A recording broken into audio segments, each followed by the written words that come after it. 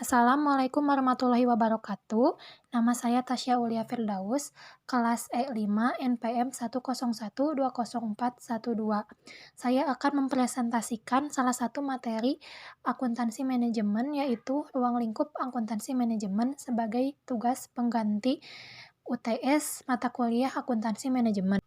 Topik utama dalam presentasi ini yaitu satu, pengertian akuntansi manajemen, yang kedua, perbedaan akuntansi manajemen dan akuntansi keuangan, yang ketiga, penerapan akuntansi manajemen, yang keempat, fungsi akuntansi manajemen, yang kelima, tujuan akuntansi manajemen, dan yang terakhir, ruang lingkup akuntansi manajemen.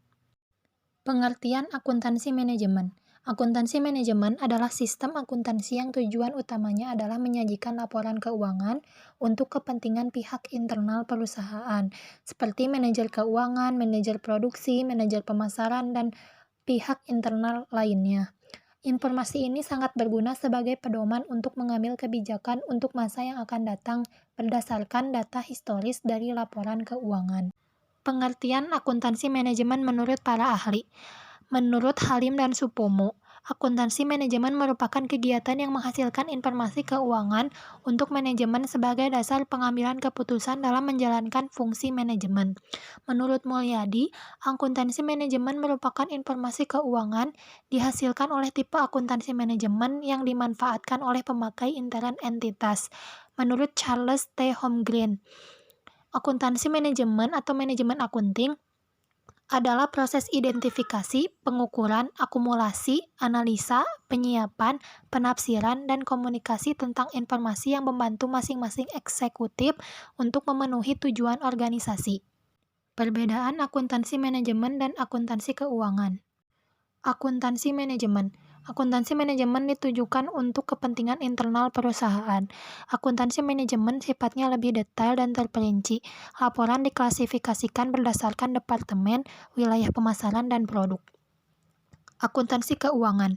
Akuntansi keuangan sistem informasinya ditujukan untuk kepentingan eksternal perusahaan seperti kreditor, pemerintah, para pemegang saham, pihak investor, dan pihak eksternal lainnya yang berkepentingan langsung terhadap data laporan keuangan perusahaan. Secara garis besar, sistem informasi mengenai akuntansi keuangan menyajikan data secara garis besar. Penerapan akuntansi manajemen. 1. Menghasilkan informasi keuangan untuk kepentingan manajemen atau pihak internal perusahaan untuk mencapai tujuan perusahaan. 2. Mengidentifikasi, mengukur, dan melaporkan informasi keuangan dalam bentuk suatu laporan keuangan yang sistematis, transparan, dan detail. 3. Untuk menyajikan suatu laporan sebagai satu kesatuan usaha.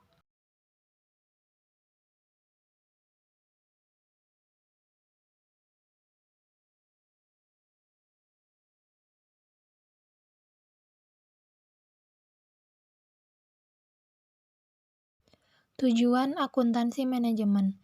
Akuntansi manajemen bertujuan menghasilkan informasi keuangan untuk pihak manajemen. Jenis informasi yang diperlukan berbeda dengan informasi yang diperlukan pihak luar. Umumnya, informasi yang dihasilkan bersifat mendalam dan tidak dipublikasikan kepada pihak luar. Tujuan akuntansi manajemen secara umum adalah 1. Menyediakan informasi yang diperlukan dalam penentuan harga pokok, jasa, produk, dan tujuan lain yang diinginkan oleh manajemen. 2.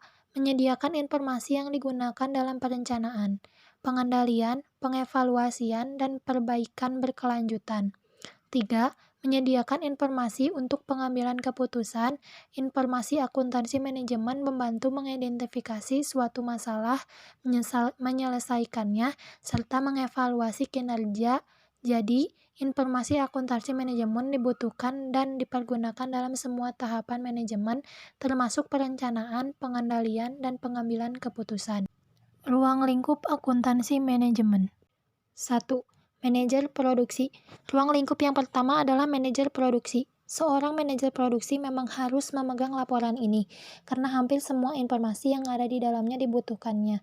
Seorang manajer produksi membutuhkan rincian detail yang terkait dengan biaya harga pokok produksi, termasuk di dalamnya semisal total biaya produksi, biaya unit, dan biaya tenaga kerja langsung. Ini semua ada di dalam akuntansi manajemen. Kedua, manajer keuangan. Ruang lingkup yang kedua adalah manajer keuangan. yang mana seorang manajer keuangan pasti menerapkan akuntansi manajemen, karena dari sana mereka akan mendapatkan rincian terkait dengan informasi beban biaya, tingkat pengembalian investasi, dan selainnya. 3. Manajer pemasaran. Ruang lingkup akuntansi manajemen yang ketiga adalah manajer pemasaran, karena tentunya bidang ini tidak mungkin bisa menentukan strategi pemasaran jika rincian biaya tidak valid apalagi salah. Selain itu, dengan berdasarkan pada laporan akuntansi manajemen, maka bisa ditentukan berapa kebutuhan biaya pemasaran yang harus dialokasikan, termasuk berada diskon yang harus diberikan kepada konsumen. 4. Manajemen puncak. Manajemen puncak juga ruang lingkup akuntansi yang tidak boleh dilupakan, karena mereka juga membutuhkan informasi perusahaan sebagai bahan kajian untuk menentukan kebijakan strategi berikutnya. Bisa dibilang, kerja manajemen puncak ini lebih rinci lagi. Bahkan dari sinilah penyusunan anggaran, ekspansi usaha, serta peluang investasi dijalankan dan dimulai. Maka dari itu, akuntansi manajemen adalah opsi yang memang sangat penting. 5. Investor perusahaan. Mungkin juga perlu dimasukkan ke dalam ruang lingkup akuntansi manajemen adalah investor perusahaan, karena mereka juga perlu mempelajari potensi keuntungan dari uang yang mereka simpan di unit usaha. Sekalipun demikian, perlu dilakukan koordinasi terlebih dahulu. Apakah semua informasi perusahaan perlu diberitahukan pada investor? Ini wewenangnya ada pada pihak pimpinan. Sekian presentasi materi akuntansi manajemen dari saya. Semoga bermanfaat. Apabila ada kekurangan dan kesalahan, mohon dimaafkan. Terima kasih. Wassalamualaikum warahmatullahi wabarakatuh.